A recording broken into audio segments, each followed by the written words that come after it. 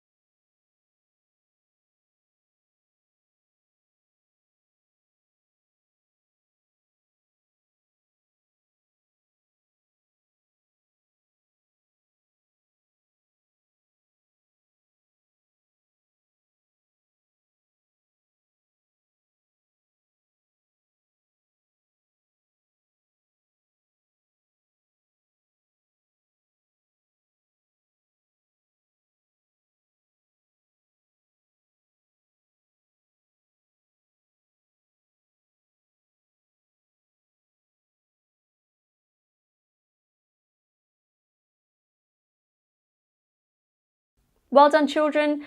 You've got 2 minutes to share your sentences with your partner or your teacher. Go.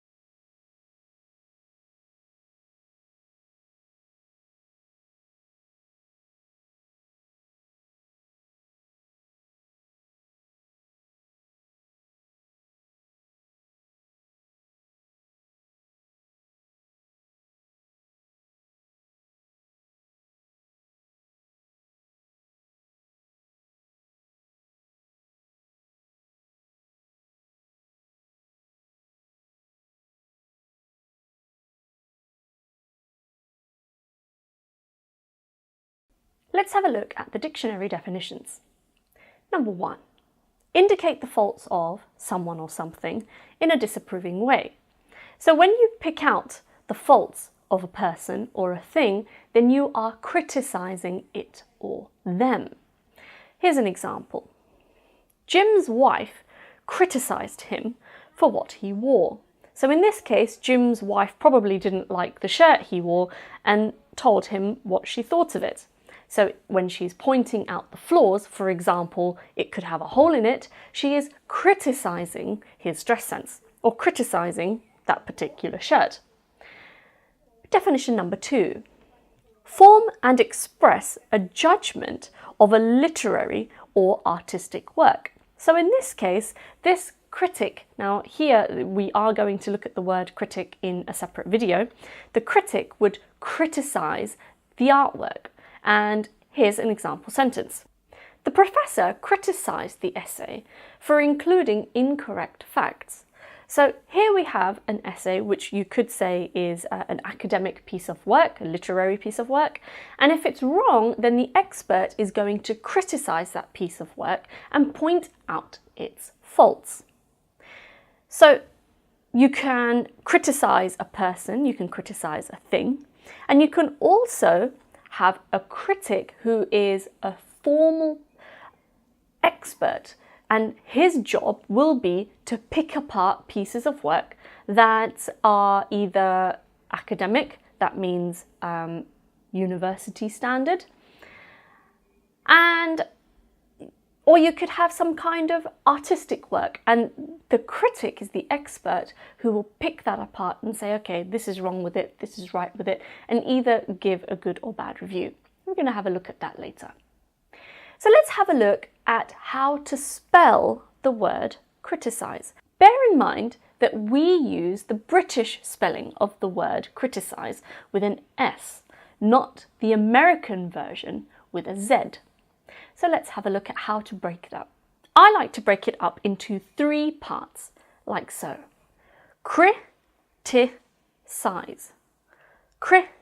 Criticise. Now be careful, size is, as a word in itself is spelt S-I-Z-E, but here we have the suffix size, just like how it could go on the end of a word, for example, like exercise. So size is actually a suffix that you would want to look at the spelling closely and memorize how it's formed. So here you have C-I-S-E on the end. Sigh, now remember the word, the letter I next to a C makes a S sound, like city. And then you've got an S-E on the end, and bear in mind the E is not phonetically sounded out. So criticise is spelt broken up naturally into its natural syllables, but careful that the sound size on the end isn't spelt phonetically at all. So that's just the tricky bit on the word criticise here. So have a look, see how the sound is spelt. In a minute the word is going to go away and you are going to spell the word by yourself, and you will have 10 seconds. So here is the word for you to look at one last time. Have a look. And 10 seconds on the clock, off you go.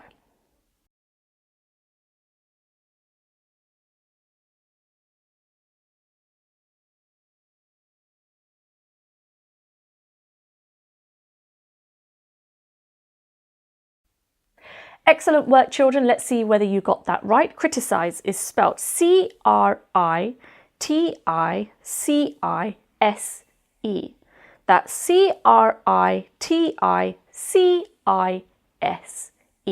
Fantastic.